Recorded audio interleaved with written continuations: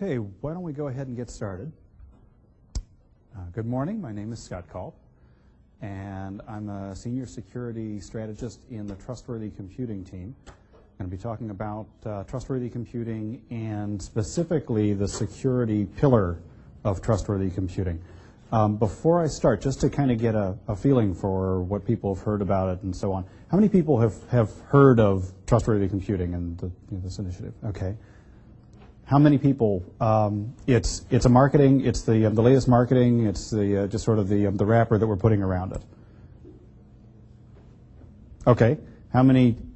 They're ultra serious about it. This is this is real. Okay. Bunch of people who didn't vote. What's your perception? Okay. Okay. It is real. And big surprise, right? The Microsoft guy comes out and says it's real. But I've got about an hour and a half to convince you, and I think by the time we're all done, I think I should be able to do a reasonably good job of it. So let me start off. Do a little stage setting first. I'm not going to talk about the entire trustworthy computing effort. And the reason is it is massive. We could be here all day. I'm only going to talk about the security plank. I'll start off and do a little stage setting, what the broader initiative is all about. But then I'm going to focus on the security part of it. Also, there is so much new stuff coming out that I'm going to move kind of quickly through some of the parts that we've talked about over the last year and a half or so, and try to focus a little bit more on some of the new announcements and so on. Do stop me if I get going too fast and I jump over something you'd like to hear a little bit more about. So, where did this thing all come from? Can we take the lights down just a little bit? It doesn't look like we're showing very well up here. So the Trustworthy Computing initiative was announced January of 2002. So we're coming up on our second year anniversary. And it was one of those signal events in the company's history that really marks a fundamental change in direction for the company. Probably the last time we had something like this was 95, 96 when Bill sent his Internet Wave memo and said, really the future of the company is in embracing internet technologies. This is of the same kind of scope. The reason that that Bill made the announcement and the idea behind it was a dynamic that we had seen for a little while, and we're starting to understand as a larger issue than we'd originally understood. And that was this. It used to be that when people made decisions about what new technologies they were going to roll out, the answer, or what new products they were going to buy, or how they were going to use information technology. There was basically a one-word description of what they wanted to achieve through that new purchase or that new deployment or that new rollout, and that was more. Whatever it was you rolled that system out for originally, you didn't upgrade because you wanted more of the same thing.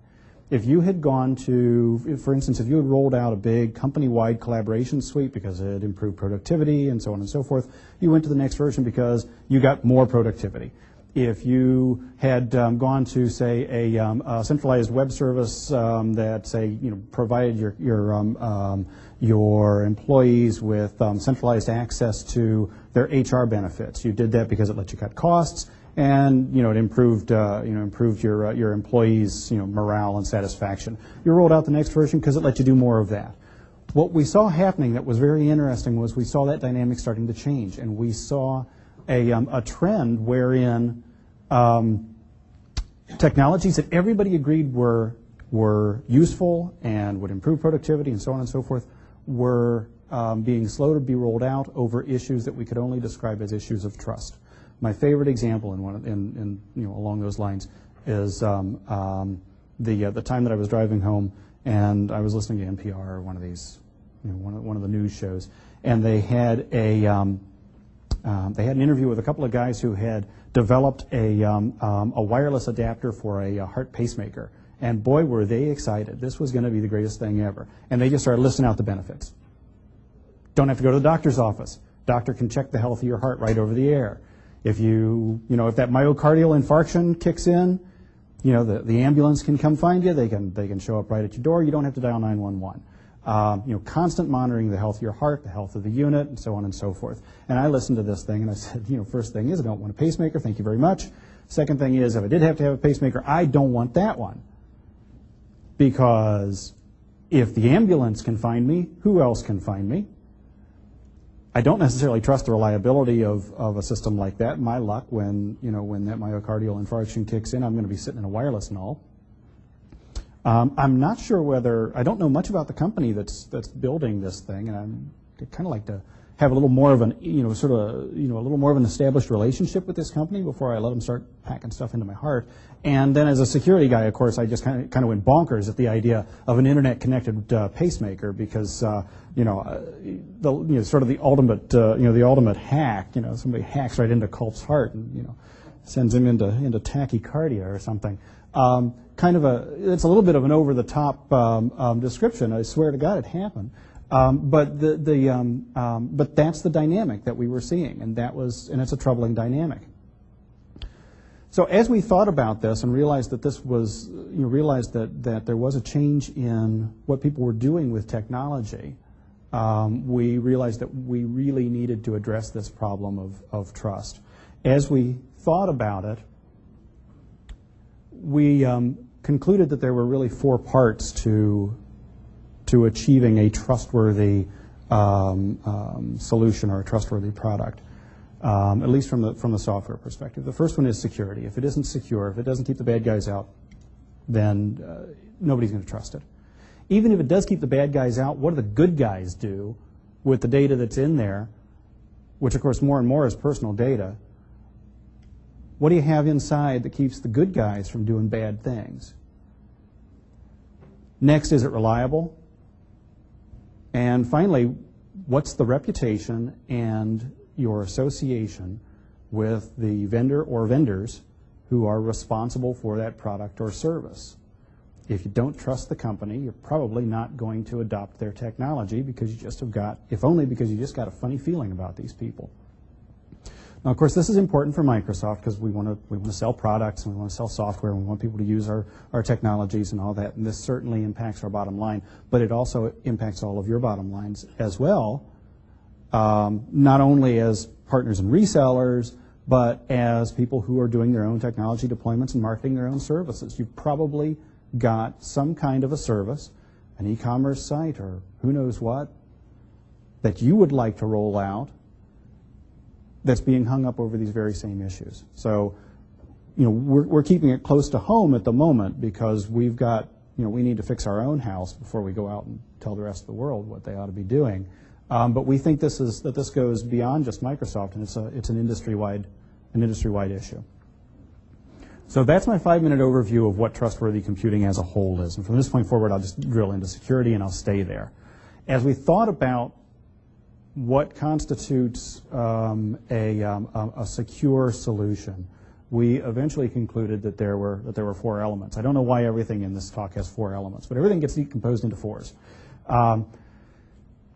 The first is we believe that if we have these 4 things, then we will be supplying products that customers judge to be secure. If the products are secure in their design, secure by default, secure in deployment, and if we communicate openly and effectively, we think we will be achieving security. And let's drill into what those are. So security by design refers to the architecture and the implementation. Did you start with a blueprint for a house that's reasonably earthquake-proof, and did you actually build according to the blueprint? Did you start with an architecture that's got the features that are needed to provide security? Did you do faithful implementations and so on? Secure by default. So you take this hopefully well-designed and well-architected thing and you put it on somebody's desktop. Does it install with everything turned on, or does it install with only the things they need turned on? Think about this as sort of a defense in depth. If I have a flaw in my security design, my security defaults will help to prevent that from being exposed. Secure in deployment. So now you take this product that hopefully was well designed, well implemented, and then installs with a small footprint, and you deploy it, and we all know what happens next. Policy drift kicks in. One day the administrator is sick, so the backup admin gets given full admin privileges, and then the admin comes back and you forget to take the backup out of the admin's group, and that kind of thing. Over time, these systems tend to accrete privileges, and they tend to kind of leak policy soundness. So what do we do to keep these secure systems secure? And then finally, when we've got a problem, do we tell people about it? Do we tell them how to fix it? Do we explain the extent of the problem? Are we communicating with customers and telling them what they need to know? All right. Security by design, the sort of the poster child for what we've done around security by design is summarized in. Has anybody have this book? Ooh, good. If you don't have it, it's a good idea to grab it. David LeBlanc and Michael Howard are two of the best code-level security thinkers at Microsoft. And this book, Writing Secure Code, basically encapsulates everything they've learned in their combined 30-some-odd years of secure architecture work and design and implementation work. It's interesting, it came out when it did. It came out just about the same time that Bill sent his trustworthy computing memo and committed the company to improving the security of the products. It turned out we had exactly the book we needed right there hitting the shelves. So let's talk a little bit about what we've done around security by design. The first thing we did was we changed a lot of our processes. One of my favorite memos of all time came from Brian Valentine, who owns Windows Division. And it went out to more than just Windows Division, but it started off saying, okay, all you Windows Division developers, we're going to do security training. If you don't show up for security training, you're not a Windows Division developer anymore. Good luck with your career. Let us know if you find work. And now all of you guys who aren't in Windows Division but are getting this mail anyway, and you ship your product on the Windows CD, if you don't all take this training, your product doesn't ship on the Windows CD anymore. Really got a lot of people's attention. We put roughly 10,000 developers through multiple security courses. Obviously, you can't, in a handful of courses, teach somebody to be a secure developer. But it's had a dramatic effect on increasing the awareness that people have got for the importance of security. It's given them the basic tools they need, and we've developed a continuing education curriculum that people are going to have to follow if they intend to advance in their career at Microsoft. As part of that, as soon as that training was finished, we stopped development of Windows Server 2003. We said we were going to do it for a month. February of 2002. It turned out that 2002 was an interesting year because February 2002 had roughly 90 days.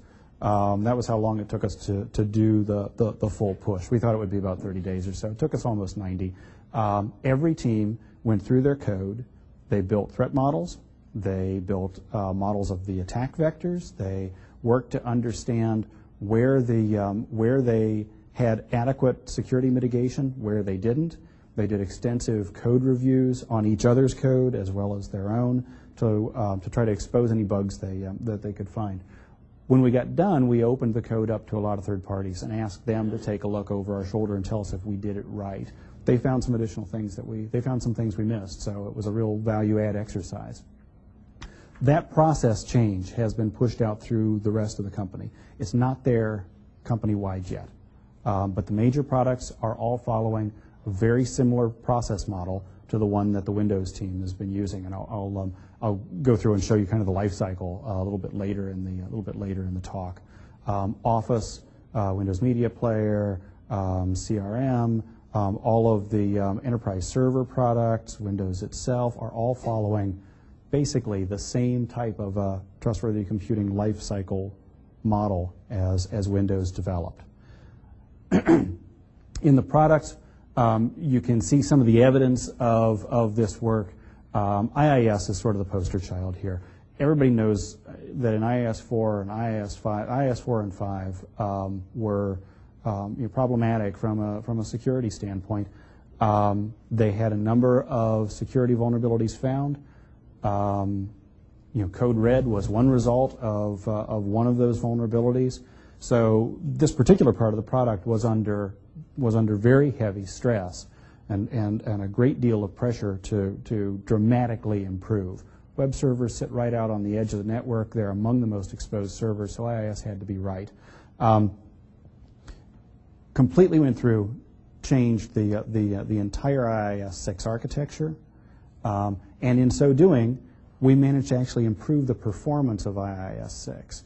There's a sort of a canard that's widely held that says that security is antithetical to every other good thing you want. Security is, security has tension with usability. Security has tension with performance. Security, anything you want that's good, security is going to get you less of it. And it turns out that's not true. And IIS 6 is actually a really good proof point for the performance part. What we did in IIS 6 in changing the architecture was we took a little bit of code and pulled it into the kernel to give us the acceleration that we needed in order to be able to stick a lot more security checks outside of the kernel and keep the performance of the system such that people would allow it to be turned on by default.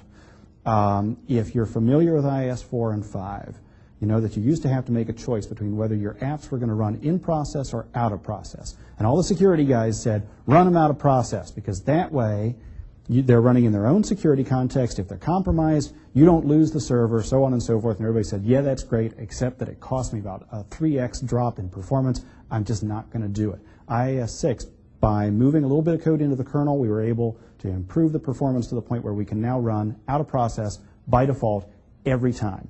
Now, we had to go through and do a lot of code reviews to make sure that that small amount of code we brought into the kernel was safe. We did extensive reviewing of our own. We brought in third parties. We had penetration tests against it, and so on. It seems to have been a pretty sound decision, and it's paying off. Other products, let me not go through all of them, but Office System 2003, for instance, among the changes there are changes in the way HTML content is rendered. Specifically, HTML mails don't bring down any content from a foreign server until you say it's okay to do it. Big security improvement. And then looking forward, what can we do going ahead? Has anybody not heard of Palladium? Okay, so we took a really nice name that everybody kind of had a little bit of resonance with people, and a little bit descriptive, and was getting a little cachet, and we improved it by calling it Next Generation Secure Computing Base.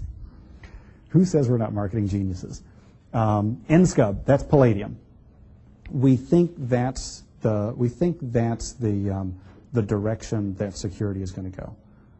Ultimately, any kind of a software-only solution is going to be imperfect, because if I can get first immutable law of security, if I can get my hands on that computer, I can swap out every piece of software, no matter how well implemented, that the vendor gave me, and I can put my own dodgy, lousy malware on that machine, and I can own it.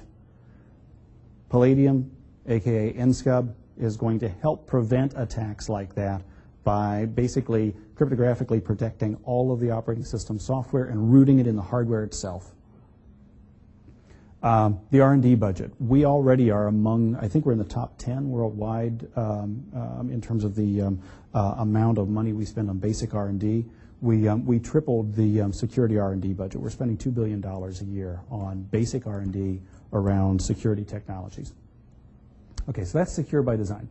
Security by default. When you see one of these things here, when you're setting up your, when you're installing Office or you're turning on IE, what we want is everything ought to default to high, everything ought to default to unchecked, and you ought to get warnings anytime something unsafe is going to happen. If your machine wants to connect to a, if the only wireless LAN out there is doesn't have WEP enabled, shouldn't just let it happen seamlessly and automatically. It ought to throw up a warning, and it ought to be a useful warning.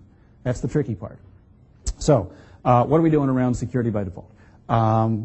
Server 2003, we turned off roughly 25 services that ran by default in Windows XP and Windows 2000. We turned roughly 25 of them off. By our estimate, we've reduced the attack surface of a default installation by about 60%. We've done some other things. For instance, the dread blank password problem. No matter how we try, we can't we can't fix the dread blank password problem except to outlaw it.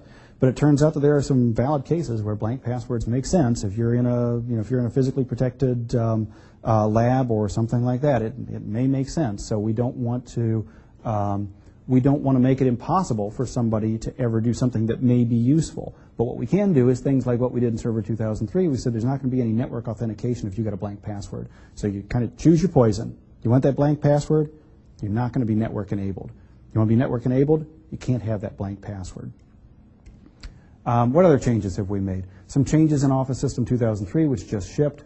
We talked a little bit about the HTML rendering change.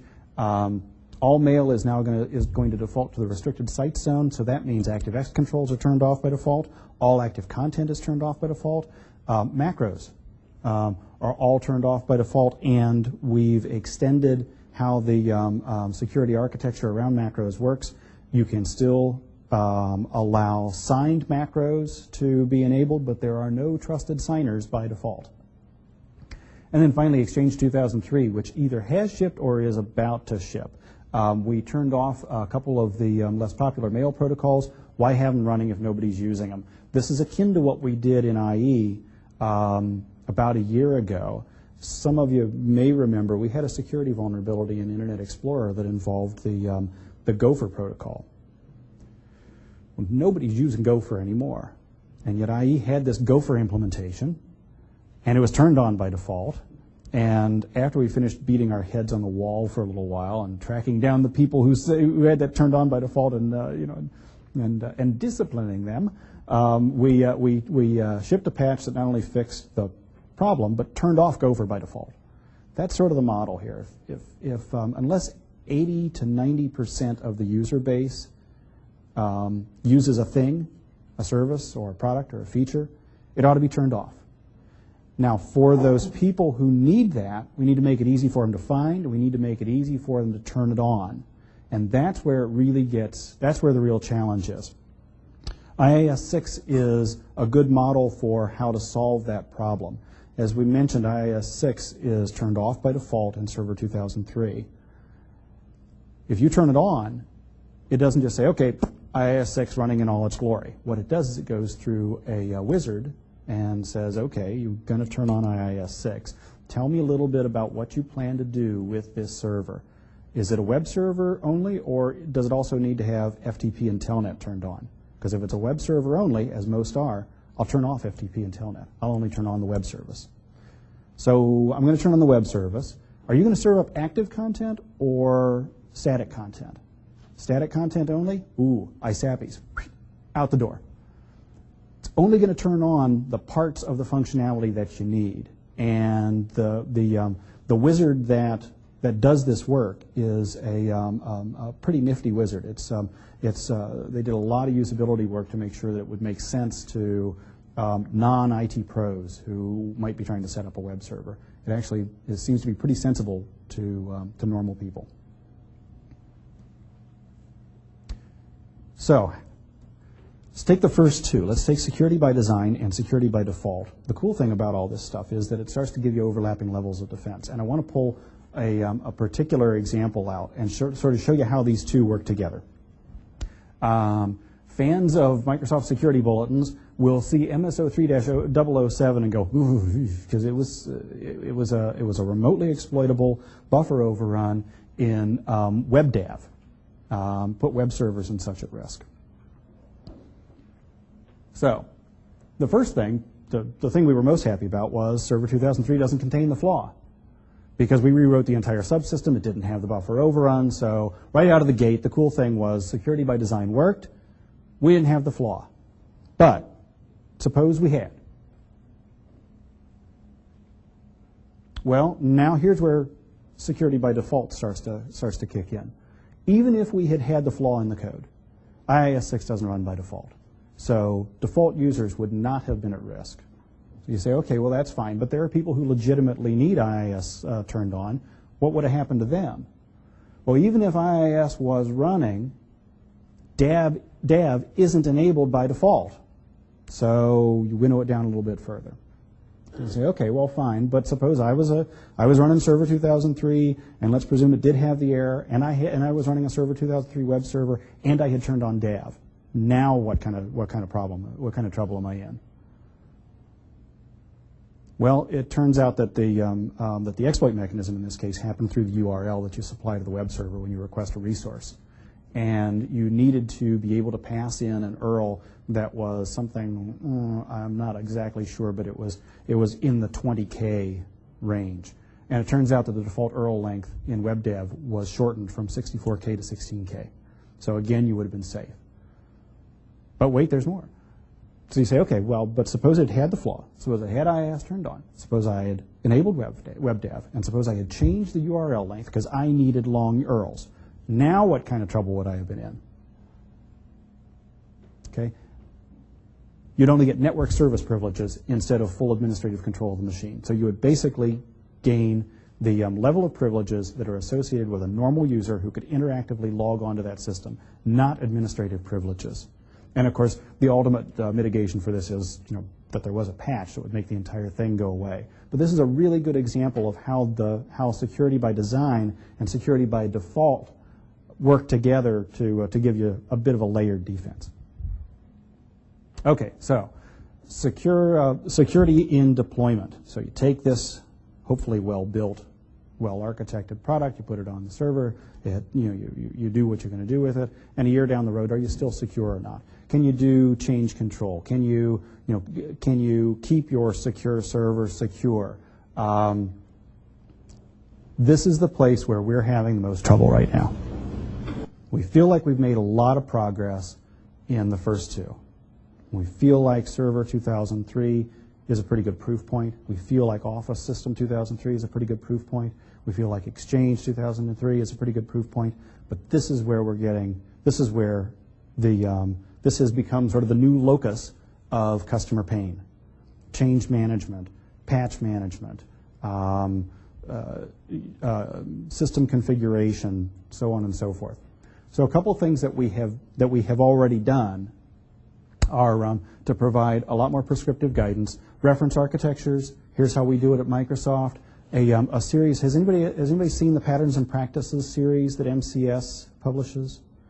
Really good set of documentation. For instance, they've got the Patterns and Practices series is a series of white papers that Microsoft Consulting Services writes, and it's based on what they've seen out in the field. They use it for their own deployments, and they also capture best practices from successful customer cases.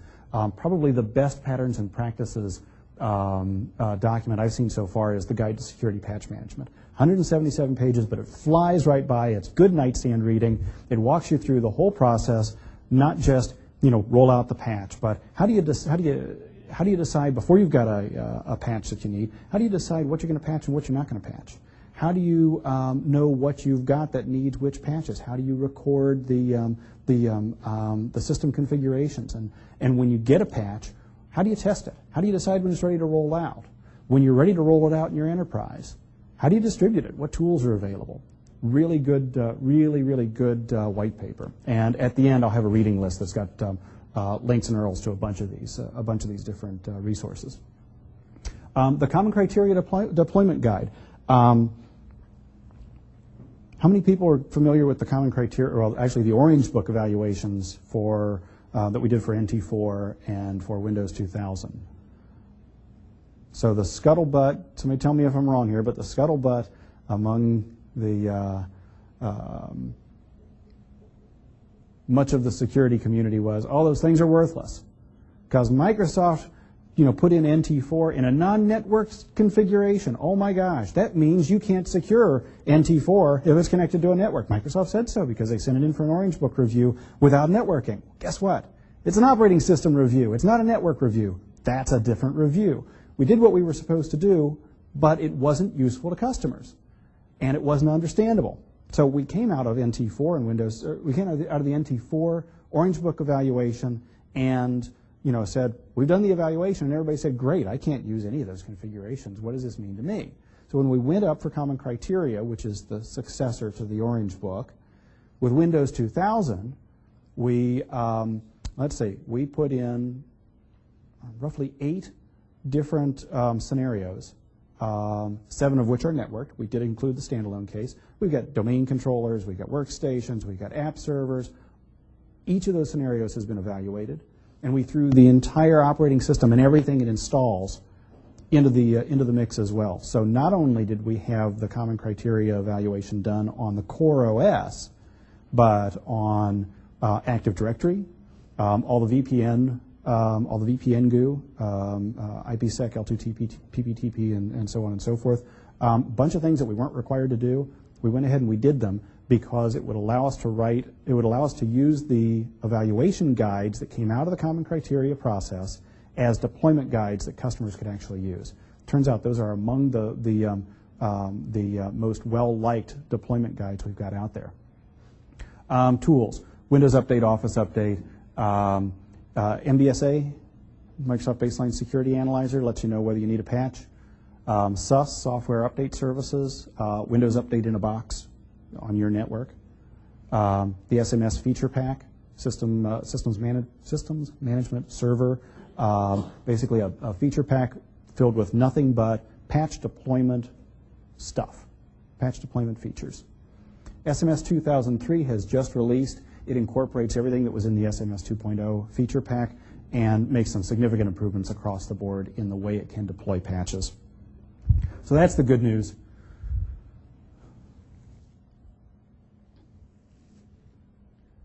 But there's a lot of not so good news. This is what we're hearing. And as I mentioned, this is the primary pain point that we're hearing from customers right now, is the whole patching, the whole patching process. How do you keep systems fully patched in a production environment when patches are coming out as often as they are, when sometimes the patches have problems, when they're difficult to manage, and so on. Basically, we're attacking on 4 fronts here. Another one of these 4 things. First thing is we're trying to improve the patching experience itself, make it more manageable, and make the patches higher quality. Provide more guidance and training. Look for ways to mitigate the vulnerabilities without the patches, because no matter how good the patches are, no matter how manageable they are, there are a lot of customers who have internal requirements that they do, say, a 4-week test pass before they roll a patch out on their internal servers. Customers, for instance, in healthcare may be required by HIPAA or one of the other regulatory constraints, and that may affect how quickly they can roll patches out. So no matter how good we get the patches, there's always going to be a lag, and it's really important that during that lag we provide ways to protect the systems even without the patch. And then finally, what we really need to do is we need to stop shipping so many patches, and we need to continue driving quality improvements that will eliminate the vulnerabilities before they leave the factory floor. So I want to walk through each of those things and give you just a brief look at what we're doing in each of them. And this is, for the most part, these are most of these initiatives are less than a month old. Okay, improving the patch experience. So let's break it into 2 parts: operational improvements and technology improvements. Okay, operational improvements. By this I mean, sort of business changes. First one is we're extending security support. We've heard from a lot of customers that that our life cycle is faster than they can accommodate. That that new products come out faster than they can deploy them. That even though that our current N-1 patching policy is driving them faster than their comfort level. The N-1 patching policy says that when we push out a security patch, it will always install on the current service pack and on the previous service pack. Usually they don't install on the service packs before that. There's also another dimension, which is that we support the current version and the previous version in almost every case. Sometimes we support a little bit more. But we're going to extend the security support for Windows 2000 SP2 and for NT4 Workstation SP6A. NT4 Workstation SP6A was due to have already expired support. We're going to extend it to next summer. So Workstation and Server for NT4 will expire at the same time. Windows 2000 SP2, a lot of customers are on Service Pack 2. We're going to extend support for Service Pack 2 until next summer as well. The next change we made was going to a monthly patch cycle. Way back when, and in my previous job, I used to run the Security Response Center, so patches are sort of in my blood. Way back when I first started the Security Response Center, we would release patches pretty much on a, it was sort of a just-in-time inventory kind of a thing. When a patch was done and the bulletin was ready, we released it. And then quickly we found out that, releasing on a Friday is a good way to have system administrators show up at your house with pitchforks and torches. So we quickly established a moratorium on Fridays unless there was an active exploit out in the wild. Within about the last year and a half, we standardized the release a little bit more, and we said, okay, we're going to release once a week on Wednesdays, because at least that way this will give people an opportunity to plan for the release, to have their IT staff ready for the patches when they come out, and basically let them manage it a little bit more. Well, it turned out that releasing patches once a week was too fast. People couldn't do the turnaround on the testing that they needed to do and still be ready for the next week's release. So effective start of October, we went to a monthly patch cycle. We're releasing, I believe, it's the second fiscal Wednesday of every month, and we will release between 10 a.m. and 11 a.m. Pacific time. So you can plan on it. Some of the initial feedback, it's been split. Some people say this is great. It lets me make sure I've got enough staff. It lets me plan for it. It lets us know that we get our patch on that second Wednesday. We've got roughly a month until another patch is going to come out. We can focus and concentrate on our testing and deployment plans. Great. Other people have said, I don't want to wait a whole month for my patch. We're not really sure how to square that circle. We don't know how. So we're going to continue listening, and we're going to try to come up with a solution that makes as many people happy as possible while ticking off as few people and ticking them off as little as possible. And we'll just kind of try to optimize the solution. We do, of course, reserve the need to sometimes go out of cycle. If there's active exploits, we're going to get the patch out because, once there's an active exploit out there, it's just a race, and there's no longer any benefit to holding the patch. So if there's an active exploit, we're going to release it right away. So those are some of the operational changes. Now let's talk about a couple of the technical changes that we're making.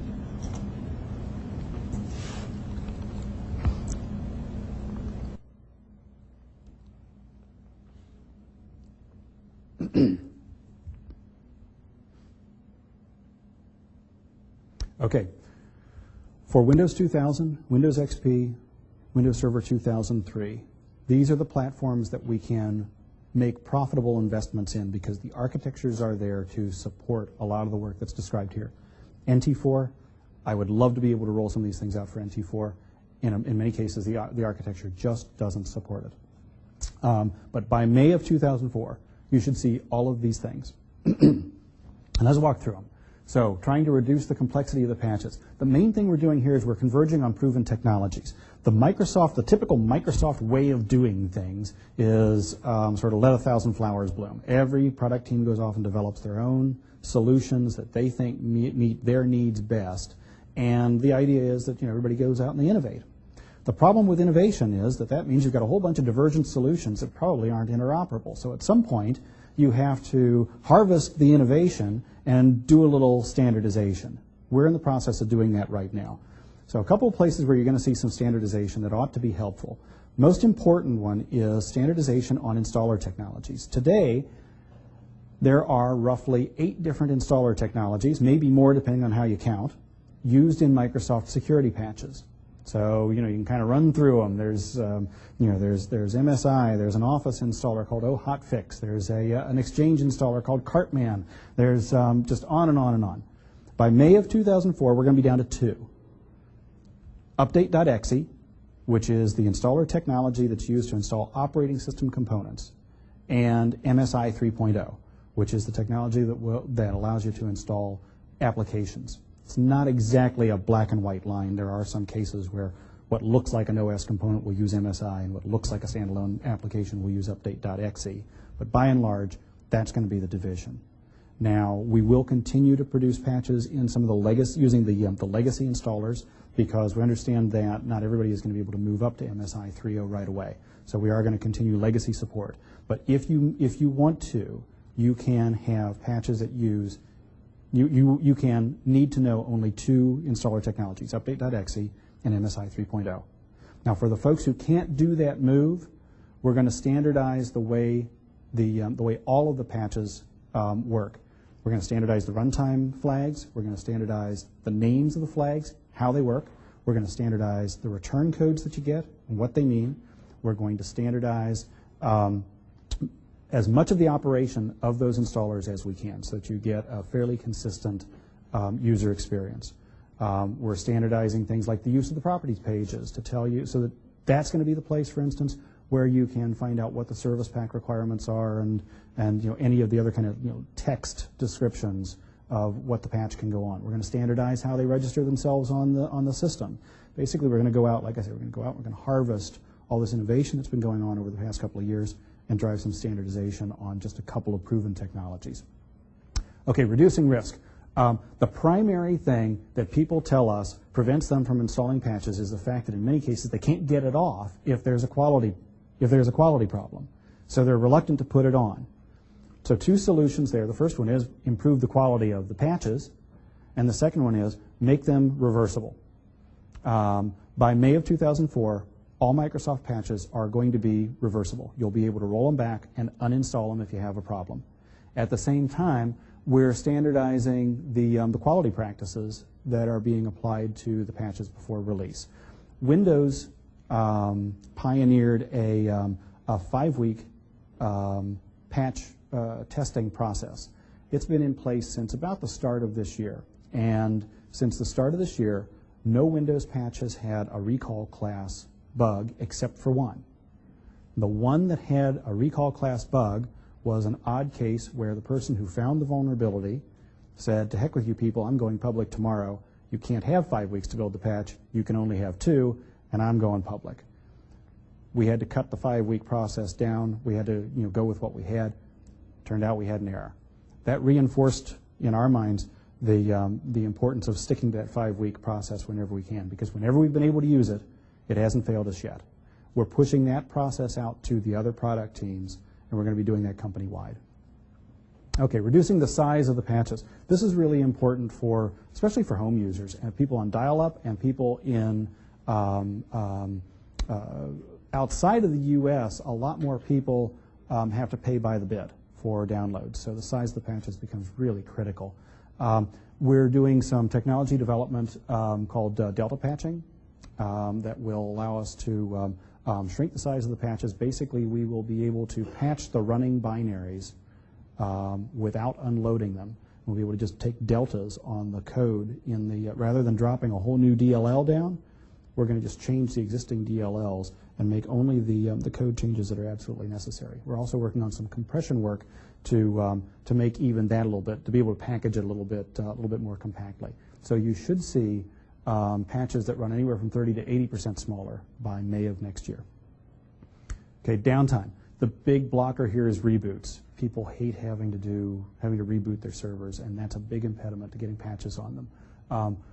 Binary delta patching is going to help because you don't have to unload the DLL in order to patch it. You can patch it right on the machine. That means you don't have to reboot the thing. But we're doing some other work that we think will let us drop the reboots by anywhere from 10 to 30%. And then finally, some of the automated solutions that we've previously delivered, we're going to continue delivering updates. I think I mentioned System Update Server. That's Windows Update in a Box. SMS 2003, that's the enterprise, the enterprise change management product, and we're also going to consolidate Windows Update and Office Update, build a single site called Microsoft Update that you can get all of your Microsoft security patches from. We will also open that up to third parties who would like to ship patches for their products through Microsoft Update. We will work with them to do that. Not clear what the uptake will be, but we're interested in doing it. So look for all of these things by May of next year. Yeah.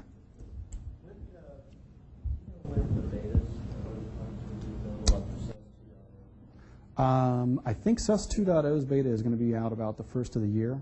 They're changing the RTM date a little bit because some of the other goo behind the slide is going to affect SUS, so they've had to move that a little bit. But I think the current beta date is around the start of next year. And then SMS 2003, of course, is already out.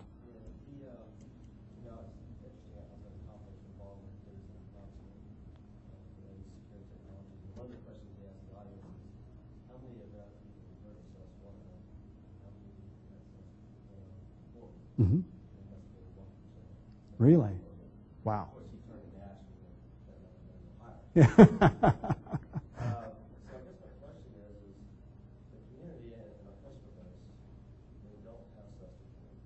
Okay. I mean, how is Microsoft, you guys are coming up with this technology, how are you going to ensure the deployment of SaaS so customers can actually start deploying patches and deal with it in actual time on something that's Actually, I think that, hang on a second. Oh, that's basically here. We're going to be getting MCS consultants out into customer sites. We're bringing them all back here first for some fairly massive training events on things like SUS, getting them up to speed on the security technologies and the products, and then getting them out into customer facilities and making sure customers know about it. We're also trying to improve the documentation. Frankly, one of the impediments to deploying SUS 1.0 was that the documentation wasn't as good as it could be. So we're trying to improve the documentation that's there, and also start including SUS and some of these other solutions in these best practice guides and in some of these solution scenarios that we're pushing out. I guess where I'm going is that any kind of other features or functionality, product teams usually open it up to the partner community. Okay. They embrace partners. Mm-hmm. They gather up the troops, so that way the word gets out into the partner groups and so forth. And then you're extending, to the partner groups where they can actually come provision the product, they can top of it, and so forth. That's not being done. That's not being done with SUS. Okay. And I just can't imagine you're going to launch this thing. You're going to be in the same boat a year from now where you don't have anybody extending SUS. Okay. Pushing SUS, and you're doing all by yourself. Okay. Good feedback. Okay. I meet with the folks who own SUS. I probably meet with them at least once a week. And I'll in fact, I'm going to be meeting with them later this afternoon. What's the message I need to take to them? Okay, like in beta form to the partner. Okay. Interfaces are already there. They're just undocumented. Okay. Publish doesn't support it. That'll help us get this technology out to more people. We can build value add on top of what we have. Okay. And then people stop complaining about Microsoft not doing their job. Okay. I know that for SUS 2.0 and for MBSA 2.0, they are going to open up the APIs, make it extensible. You didn't hear that? Okay. Really? Okay. If they wait until GA in order to do that, and the partners aren't there to support you. Okay. You have to put this well in advance so that they can build products, so that at launch you have products that work themselves. Okay. Good. Okay. Okay. Let me take that back to them then, because I hadn't heard that they were not planning to open up the, and I can't imagine why they wouldn't want to. I think we've been told to just deliver it so fast. You've got to do something that they like, they want to slow it down. That's kind of been, but I haven't had any conversations with the SUS. Okay. Okay, let me exchange cards so I can follow up with you. But I'm meeting with the sus. 4 o'clock today. I have to talk with the sus folks about some other things anyway, and I'll bring that up. And it's a valid concern. Question on both of them. Mm-hmm. Will it be policy some of the unknown funds? From that, or we can go back? No, it won't change the policy regarding which platforms we build the patches for. It'll just change the operation of the patches on those platforms. So we won't, for instance, go back to products that are currently out of the life cycle and start building patches for them. It's only for products that are still in the support in their support range. Okay, let's see. So guidance and training. I think mentioned that we're going to be bringing MCS back to basically it's a train the trainer kind of an event. And we would like to have we'd like to see 500,000 people trained in the next year on Microsoft security technologies and solutions. A number of additional prescriptive guidances that are coming out. There's a new series coming out called How Microsoft Secures Microsoft that's going to describe things like, how do we do RAS, how do we do VPN, what were the, what are the lessons learned and so on. And then finally, we're building a bunch of online communities around everything from, what's your experience been with the latest patch, to give us feedback on what we need to be building for you, and so on. We would like to see Microsoft be the preferred information source for Microsoft technologies instead of some of these third-party, some of the third-party security sites that more often than not either get it wrong or have some institutional biases in them. We would like to be the information source for how to use our own products. So look for those things to come out pretty soon. Okay, some changes in the products themselves. And these are, for the most part, you're looking at the next service pack for Windows 2000, Windows XP, and Server 2003. So safer networking. The primary thing here is, what do we do with Internet Connection Firewall? We learned a lesson in Blaster. We shipped ICF with Windows XP, and we assumed that it was on most people's systems, because when you install Windows XP and within the first, I don't know how many, I think first time you come up networked, you get a wizard that says, want to turn this on. No, actually, I take that back. It's turned on automatically anytime you use a wizard to establish networking.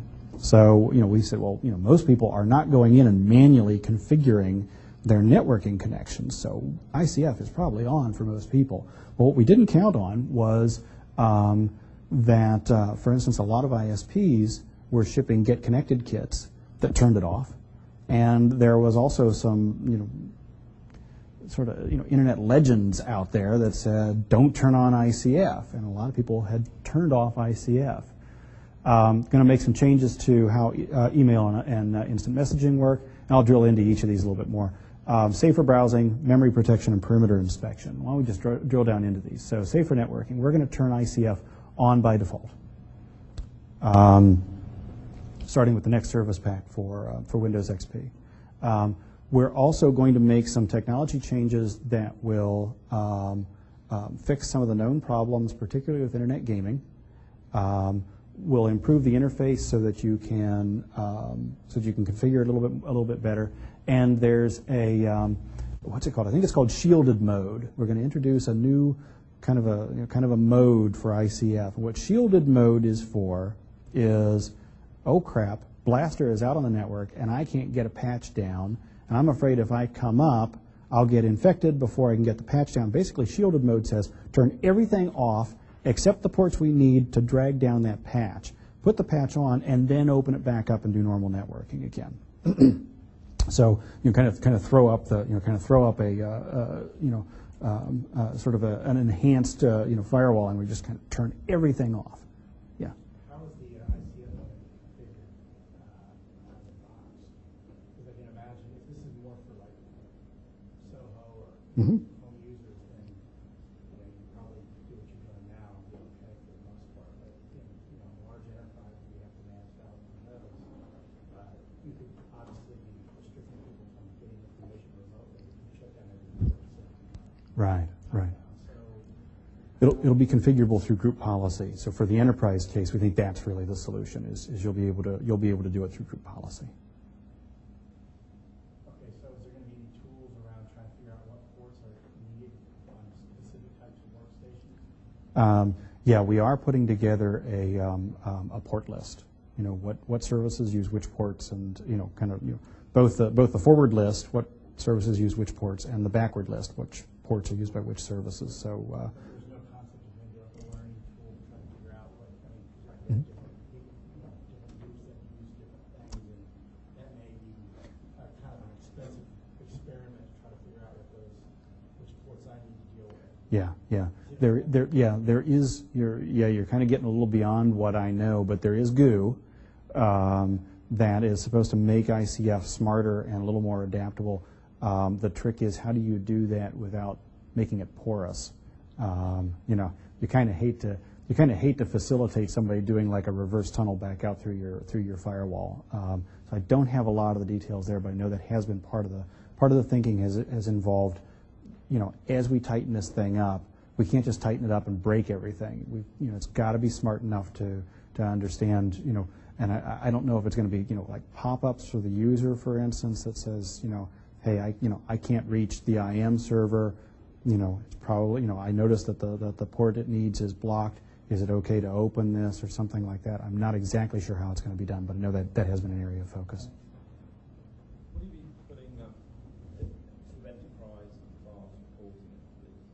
So, for example, like you say, there's a surface area of 50,000 decibels, then X percentage of them will have these ports open and these ports closed. I don't really know. I can follow up and find out, but I'm no idea. That's the first time anybody's asked me, but that's a really good, One of our issues is really good question. when we're trying to assess a risk, we don't know what we've got out there and whether we're vulnerable or not. Mm-hmm. Good question. I'll follow up and find out. Okay, IM and mail. Let's see, by default, ActiveX is going to be turned off. The restricted site zone is basically going to be a no active content of any kind zone. And all of the changes that you've seen in Outlook over the past couple of years, the Outlook email security update, the increased use of the restricted site zone and so on, we're going to port all that to Outlook Express. Okay, safer browsing. Closely related to the to many of the mail changes. Here again, locking down ActiveX controls, restricted site zone, local computer zone, nothing runs. So if you've followed some of the exploits over the years, the usual trick is find a way to do zone spoofing, get into the local computer zone, run an ActiveX control then that lets you do whatever devious purpose it is you had in mind. We're going to change IE so that local computer zone doesn't run, by default, will not run active content of any kind, including ActiveX controls. Can we have a never trust content box as well? A what? Never trust content signed by this. Oh, like a blacklist for signing? Yeah, you always trust content, on the dialog box, but there isn't a never trust content. Well, I mean, if you don't click on the always trust, it is never trust. He's getting asked, you can't make them go away. Oh, good point. Good point. I was going to say, these guys are the enemy. I never want to see them again. Yeah, good point.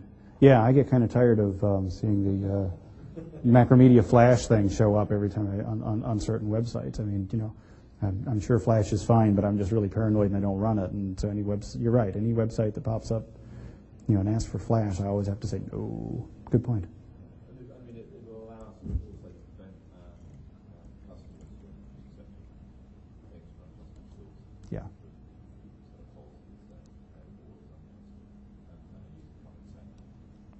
That's a good point. Good idea. Okay, memory protection. How many folks are familiar with the GS flag? Okay. So the GS flag is a compiler flag that basically installs a stack checker.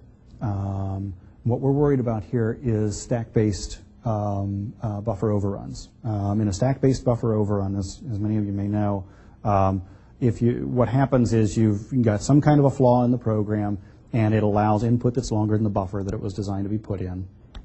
You can overwrite the stack in doing that, and the result is that if you know where the stack is, you can change values on the stack, one value of which is frequently the return code, the return address from whatever module you're running in.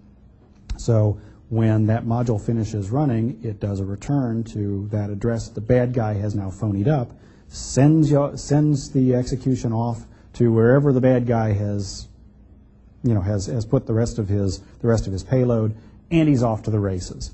The GS flag does stack checking. Basically, what it does is it puts known patterns between some of the elements in the stack and checks to see whether they get changed.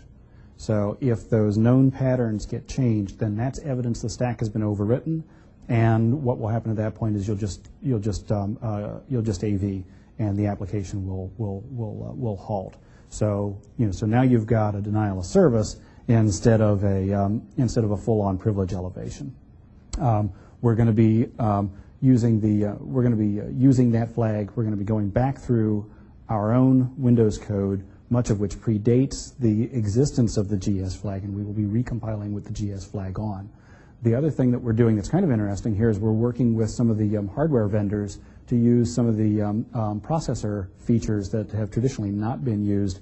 In particular, some of the hardware, some of the CPU vendors, not all of them, but some of them, support something called an NX flag, which says no execute.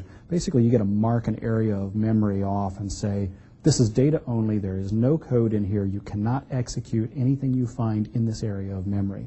We're going to be making some changes so that on CPUs that support NX, we'll be using it. And here again, the idea is make buffer overruns harder to exploit by reducing where the payload can be. Okay, perimeter inspection. The idea here is at the perimeter, we're going to deliver technology that will let the enterprise administrator set policies that anybody coming into the network has to meet.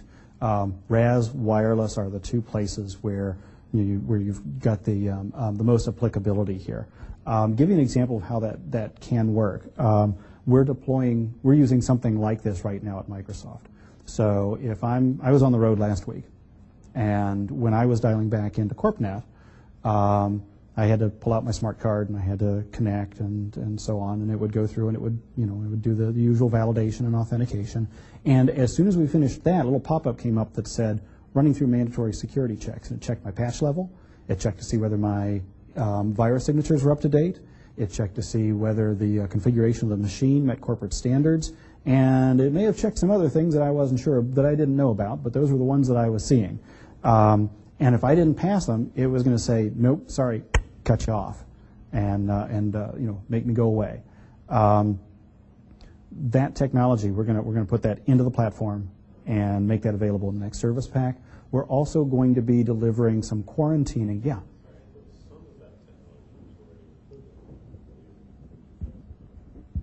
Some of it is, but this is remember this is Service Packs XP and Windows 2000. So you're going to be seeing the same technology show up in some of the platforms that didn't have it before. But you're right, some of that technology is already in Server 2003. There will be some enhancements in Service Pack 1 for Server 2003, and in Windows 2000 XP, which lacked it altogether, Right. we'll be introducing it. Okay, so if we're looking at deploying what's already there, Mhm. we're not going to have to change it significantly when it comes out. That's correct. That's correct. How extendable is that functionality as far as corporate standards? What can this technology scan for? Where can it be used? I don't know. I can look into it and find out. Actually, you know what? The in the reading list, there's an MSDN article, something like developers look at Service Pack 2, and I will bet you that it's in there because there's a pretty extensive discussion of how group policy is going to play into all this, and I will bet you it's in there. But if not, give me a holler and I'll track it down and find out. Does this inspection build effectively a sort of a manifest for remediation? And once it's got that, then can it go then to a secure DMZ or something and get what it needs to bring your machine back? Yes. Yes.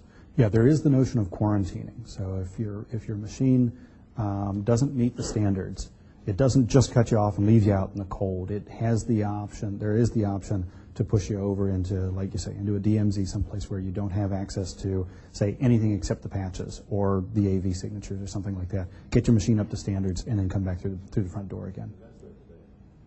Parts of it are, yeah.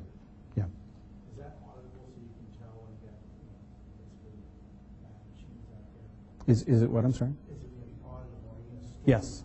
Yes. Yeah. Everything is. central store? Yeah. How about DMZs and everything? The SMS log is being standardized as the place where all of that information comes in and is most easily managed. There are tools out there that will let you view the SMS logs even if you're not using SMS. But that is that's the technology that we're converging on, is the SMS log format. So does that allow you to look at the system that's connected and make sure that it's configured? Not only it has the appropriate patch level and the rest of that stuff, but it's configured so that it can't route or It can check for group policy compliance, if that's what you mean. So you could check and see, whether the machine is configured in compliance with your group policy standards, and deny them entry if it's not. Can you take the hacker case where somebody, cyber cafe, you go to log in, someone's compromised their group policy, Mm-hmm. make sure that it installs their keyboard sniffer on every desktop that comes in. How do you prevent that? Well, if they've got your, if they are administering your network, I'm not sure there's a lot you can do. But I'm not talking about the corporate. I'm talking about you're connecting Mhm. to an internet cafe. Right. You don't ultimately get to your corporate network. Right. Yeah. If I'm going to go to an internet cafe, though, I'm probably not going to be domain joined. I'm not going to have given that network any kind of privileges on my box. So they're going to have a little bit of a tough time pushing stuff onto my box unless unless they've got some kind of management and administrative credentials on my machine. So there is protection. There are settings in the group policy that you only set policies from officially authenticated groups. Oh, sure. Yeah. That's in there today. Will you be working with the network vendors to enable the same functionality within the LAN as well? Give me an example. Well, so you're on the LAN and you're secured in some quarantined area until such point as the machine's been inspected, and then you're allowed access into the rest of the network by either some kind of certificate or functionality in the network kit. I'm really not sure. I can check into it, though, and find out. Be happy to do that. Yeah, that's really cool. Massively, when people come back from vacation and bring their laptops in, it's been infected already, connected to the network, and they know the network from Right. Now, So they're no different to people running Yeah, there is the concept of quarantining within the network itself, but I'm not sure, I'm not sure about where the network providers play in that. Can I leverage this service exchange so that my service actually taps into these policies and contracts and pushing it back to the other side? Walk me through the scenario. Well, so move up to the application level, right? Mhm. So I'm talking to some other system that's not a Microsoft type world. Mm-hmm. So can I leverage this repository and define the access rights and whatnot through an application that I allow the other side to basically be forewarned that they must be providing credentials X and Y? Still not quite following you. Well, what you're saying here is more on a raw connection level. Mm-hmm. Right. So go up the stack Okay. to the application space Mm-hmm. and allow, Oh, and check and see whether your apps are configured in a particular way. yeah, If it's controllable through group policy, then you can check it. If it's not controllable through group policy, then at this point you can't. but how would I propagate the contracts to the other side? Go ahead. Walk me through that. Policies are. The contracts, what- Yes. So you can get to that for LDAP calls where Yeah, okay. this is not a protocol or anything for the local levels. It should be something that's easily accessible by the application. Okay.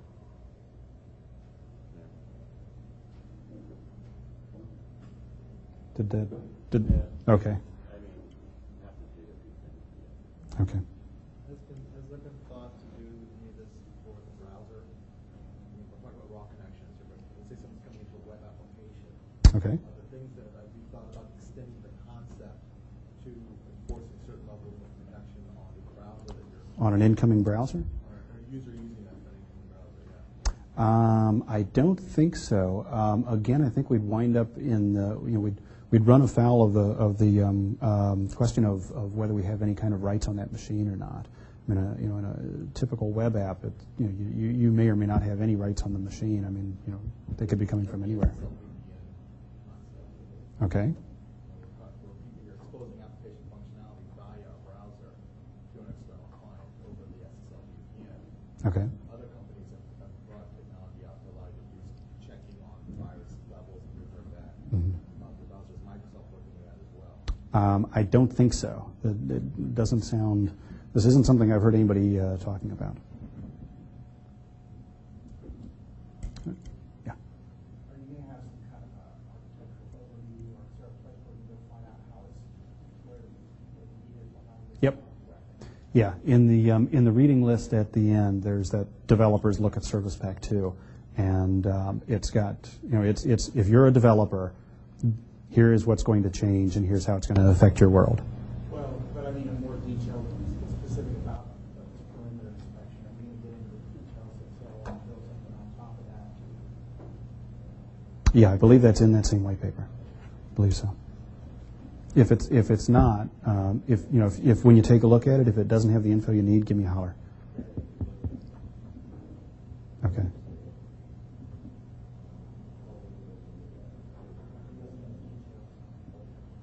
Okay. Okay. All right. So finally, way back here to communication. Just to kind of round things up, the communication plank here is first and foremost about being open and honest, and telling people when we've got problems and letting them know what they need to do. A couple of things we've changed here. Blaster brought home the importance of talking to home users. Up until Blaster, we had really considered security patches primarily to be an enterprise thing. We knew that home users needed it, but we thought, well, as long as we push it out through auto update, most people will take it, and we'll take the patches and install them. And for the most part, they're not all that interested in reading the security bulletins. Well, Blaster really taught us that we need to be talking with home users much more, and we need to do it in a different way than we do the IT pros. It's just a different. Talking to a home user is very different from talking to an IT pro. We're still learning how to do that. A couple of other places. I'm not sure if this really fits under communication or not, but you may have heard about the announcement yesterday with FBI. We're funding a $5 million reward program for arrest and conviction of people who write viruses and worms, with $250,000 for arrest and conviction of the authors of So Big and Blaster. Yeah. There's actually a rumor that there's some in government that was doing some testing internally. Hey. The government back. Yeah. were they in DOJ or FBI? I don't know. I haven't actually heard that rumor, but that's still illegal. You've got to. There's a. What makes it illegal is the damage level that's caused, and I don't think anybody really differentiates between intent. I don't think they differentiate on the basis of intent. They look at the amount of damage that was caused and what it was caused by, and off you go. Has Microsoft made a distinction between the guy who writes it and the guy who deploys it? We don't, but the law does. I mean, the law says that it's, for better or worse, the law right now says it's not illegal to write the most gruesomely awful worm in the world. It is illegal to turn it loose and for it to cause more than $5,000 worth of damage. That's what makes it a felony. The law as it currently exists says that you can write anything you want as long as you don't release it. So this is targeted at people who are building and releasing this stuff. Okay, so I mentioned that TWC life cycle. When you start rolling everything that we've talked about in together, it's interesting to take a look at what this means for the full development life cycle. So start off in design, where you're building your docs and your specifications. What happens there, security reviews. At this point, every component team is responsible for developing threat models. So you've got to be doing threat modeling at the design stage. What are the threats to the thing I'm going to build? How am I going to mitigate against them? Once you get into development, in the early milestones, we're primarily relying on some of the code tools, prefix, prefast, fairly advanced tools for doing code analysis, for finding buffer overruns and other common coding flaws, that sort of thing. As we start getting into the late phases of development, that's where we're, at this point anyway, doing a complete stand down and doing a security push in new products. Now, the vision is that long term, we don't need to do the stand downs anymore. The vision is that we become sufficiently effective in the earlier steps that we take that it's no longer needed to actually stop production. Because when you think about it, that's a little bit of that really sends the wrong message. You say, well, we're going to have the security push where we'll stop and we'll do all the scrubbing. If you're not very, very careful, you can get into a mindset where people say, so I don't have to worry about security until I get to the push. Well, we really don't want to do that. So we view this stand down here as something that we need to do today while the processes are maturing, but something we'd like to see disappear in the fullness of time. As we get into releases, as we're getting into release phase, this is where we start bringing in independent teams. The Secure Windows Initiative team and my own team on the Trustworthy Computing team get brought in to do independent audits and analyses of products that are in the end stage. We also bring in third-party penetration test teams, turn them loose, give them full source code, let them go at it and see what they can find. Basically what we're looking at here is we believe, based on everything we've done, based on all of the betas, based on the joint deployment programs, based on everything that we've done so far, we believe we're ready to go. We want a second look from people who've had nothing to do with the project. We want a second look to make sure that we're right. And then finally, once it's deployed and it's out in customers' hands, now we're squarely in the realm of security response, fixing any vulnerabilities that slipped through the process and have been found externally, working on service packs, and making technology improvements there. Is there any plan to release any of the audits or reports from those audits on your products? From the internal ones? Either or. Not from the internal ones, because we view that as, that's part of the development process. It's not really, it's not really useful, I would argue, any more than it's useful, say, to release, information on what bugs you fixed during beta. You do beta because you know you need to. Third party, when products get audited by third party assessment companies, you get a report saying that Mm-hmm. these are the kinds of tests we run and you passed. Right. Is there a plan to release that kind of information, or just saying, yeah, we passed an audit, but that's only when we passed? Right. Right now, that's done on a product-by-product basis, but it is done from time to time. Visual Studio, for instance, released the findings from an audit that Foundstone did, and I believe Exchange has released the findings from a third-party penetration testing that I believe AtStake did. So sometimes they do, but it's not policy at the moment. But I think it'd be a good idea. Just wondering, does Microsoft do a lot of work with a lot of offshore vendors? If you do, how do you extend that lifecycle to your offshore partners and vendors? So, for instance, you mean like development centers overseas? So any of them that work for Microsoft are following this same life cycle. For instance, we have got a development facility in, I don't recall if it's Bangalore or Hyderabad, but it's a Microsoft facility, yes. And they follow the same life cycle. Okay, so the near-term roadmap looks like this. These are primarily things here that we've already done. First half of next year, you're going to see XP Service Pack 2 coming out with some of those patching enhancements we talked about, SUS 2.0 deploying, Microsoft Update coming out, and some of the MCS training that I mentioned. Second half of next year, Windows Server 2003 Service Pack 1, and we'll be rolling out features to do some of the machine inspections that we talked about as people come into the network. Long term, we're looking at NSCUB and basically continued technology development. Another way of looking at it is like this. This is the 10-year view, and we think 10 years is probably the right scale to look at this. It's a very long process. At best, we're in maybe the second phase here, where we're no longer, the first phase was to go back and remedy many of the products that were there. We're right now getting to where we're starting to see new products come out that have had the imprint of trustworthy computing during their life cycle. The next thing that you'll see will be products that have been sort of marinated in trustworthy computing ever since their conception. And then long term, of course, this stuff should all become invisible.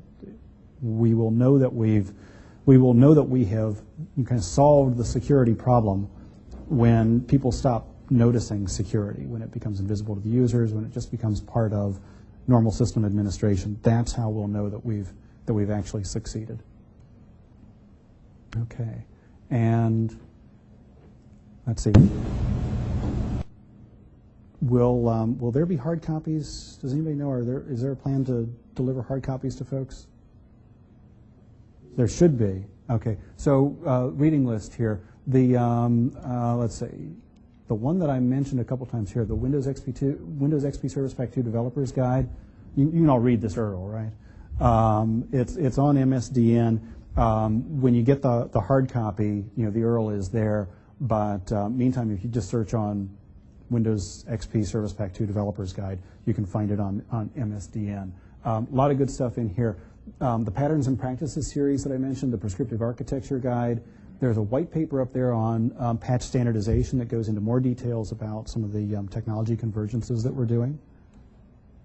And then here's a list of some of the tools that I mentioned way back when. Okay. Can I answer any last questions? Yeah. In the very first slide, you mentioned about the different tracks, whether it's security or privacy, system integration, and reliability. How far are the other three tracks in terms of their development within the trustworthy computing framework?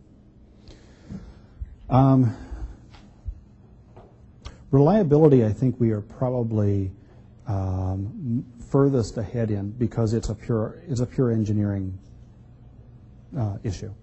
For instance, the Windows error reporting and things like that have allowed us to get pretty good data on where the reliability problems come from. And at this point, there are lots of customers out there that are either at or approaching 5 nines reliability. It's an engineering problem. Privacy is really more of a policy issue. So it's hard to say when you're going to be done with privacy. But we feel pretty good about the degree to which privacy is in people's minds and showing up in products. Windows Media Player, for instance, the most recent version, WMP9, came. We were pleased to see that without us even showing up and beating on people, the WMP team had made all the right choices in terms of the privacy defaults for the player. No phone home, no personal information being sent to any web services by default, so on and so forth. The final one, the business integrity issue, is another one that is just really hard to measure. I would love to be. We are 35.5% of the way toward business integrity. I don't know. That's one that customers and other folks in the industry need to tell us how we're doing, because it's not something that we can really measure internally. If I just make a comment on that business integrity one, that's the one I think that worries me the most, because it's most difficult to build sort of a programmatic response to. Yes. It's the because if it's social engineering capacity, where we can build sets of rules in the infrastructure, that when somebody gets an email saying, your corporate IT department says, please click on this link and press OK to every button. Well, and people are used to following instructions. They're used to being told what to do by their computer. Yes. And we need some way to protect our enterprise customers against that. To say, well, it actually doesn't matter how stupid the behaviour of the user is, or not stupid, misled. Right. They can't do things which threaten the enterprise, and you can and build all the firewall technology and everything else. But if somebody still clicks the button that says OK to do something invasive in my system, then you're done for anyway. Right. Now you can try to mitigate some of that through technology. I mean, you can do sandboxing, and you can do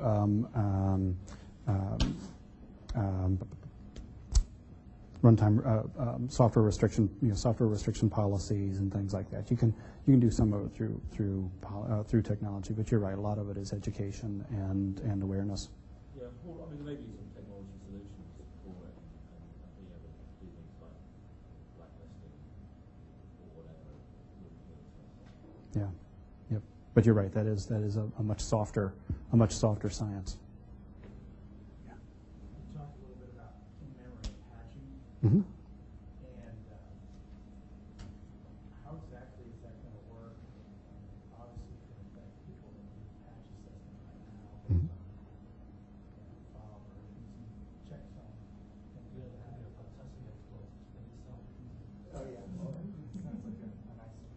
Well, I mean, no more than current patching. I mean, in the current patch model, you still have to make the decision to let those DLLs be dropped on your machine, and they could be evil DLLs unless you're getting them from a trusted source and they're signed and all that. Same thing will happen with the patch delivery. Oh, all of them.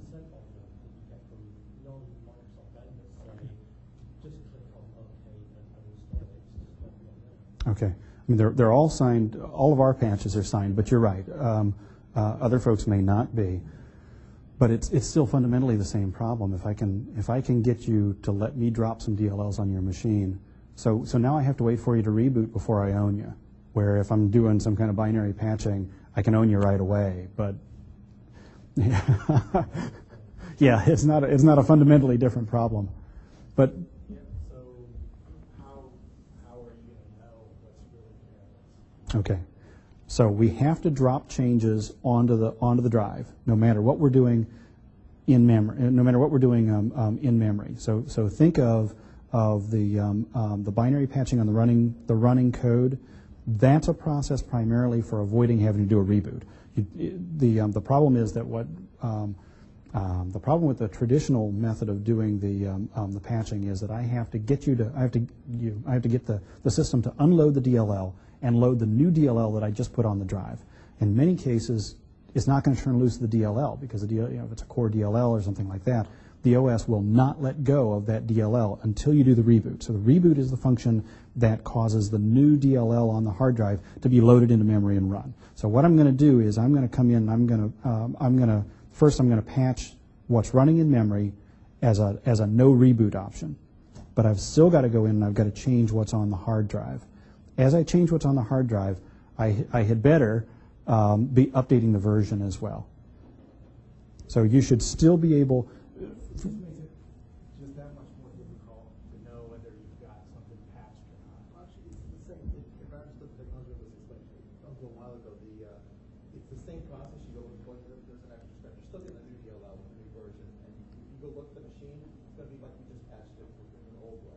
But it does at another step to actually recycle the DLL in memory without bouncing the machine. Right. But the DLLs, DLL 4.0 is going to replace the DLL 4.5 on the machine, just like you do in an old patch. If you go look at the machine, it's going to have the new. So every running process that has NTDLL linked into it and it's got it in memory is going to get this thing somehow magically, this is going to be really interesting, flushed out. This new magical one will be pulled in, and this is all in memory. NTDLL.dll will be changed in memory. Right. It won't be flushed out and brought back in. It'll be changed right in memory.